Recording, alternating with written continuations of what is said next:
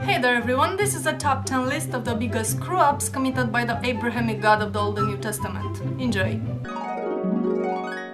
On the first day of creation, God made the heavens and the earth, only to then realize that he couldn't see a goddamn thing. So he said, "Let there be light." And so there was light. And God called that day and the darkness night, and there was evening and there was morning, end of day 1. However, God did not create a source of light, i.e. the sun and the other stars, until day 4. Oops. Also, apparently God is an idiot who thinks that the moon is a source of light on its own. Awkward.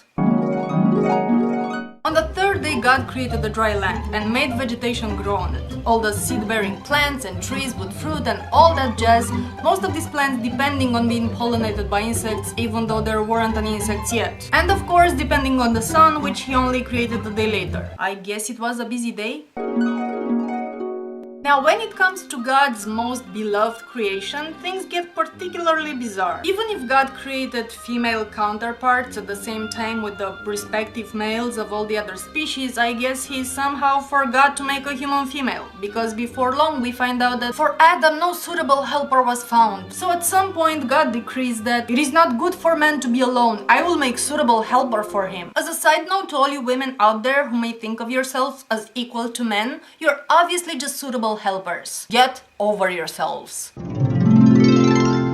But it gets even better, because when it comes to creating a human female, God doesn't just puff her out of nothing like he did with everything else, but he makes her out of one of Adam's ribs. I guess leaving poor Adam effectively missing a rib for the rest of his life, since he was already created perfect, and of course sending the message that the suitable helper literally belongs to the man, in case this wasn't clear already.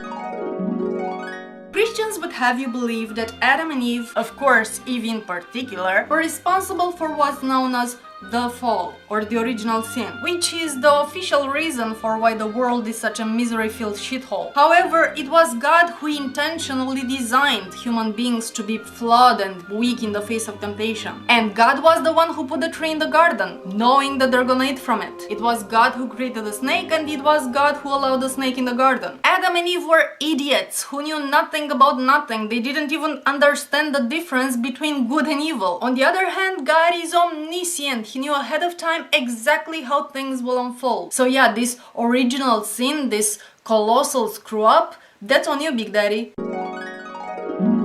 When the angel Gabriel appeared to Mary to give her the good news that she's about to become a human incubator for the Messiah, he told her that Jesus will be given the throne of David and he will reign over the house of Jacob. Of course, neither of these things ever happened, which left everyone in a state of utter confusion and fighting each other for centuries.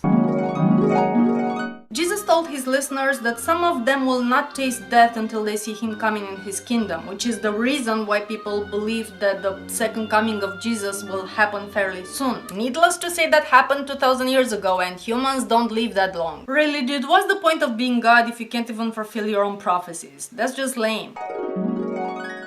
You know what? I'm just gonna go ahead and count the entirety of the Old Testament as one giant monumental screw-up. I mean, think about it. God had to send his only son down on earth to be tortured and killed to basically rectify the damage that God the Father did. You know, so future Christians don't have their disobedient children stoned to death by the city elders and shit like that. Because that was in the Old Testament. Jesus came and changed all that. Well, if God set up things right in the first place, there would have been no need for that. Unless it was all an excuse for God to impregnate his own mother with himself. You know, for the kicks. So remember that time when God killed everybody because he regretted that he had made them? This coming from a being who's supposed to be perfect in every conceivable way, and all-knowing of all things to come, so by definition cannot make mistakes and have regrets. And yet he's all, well, I made a boo-boo, people suck. Should I exercise my omnipotence by puffing them out of existence just like I puffed them into it? Oh, where's the fun in that? Instead, I'm gonna send a global flood and kill everyone in horrible ways. Besides maybe like a handful of people and a boatload of animals. There's gotta be someone left to worship me. What a dick.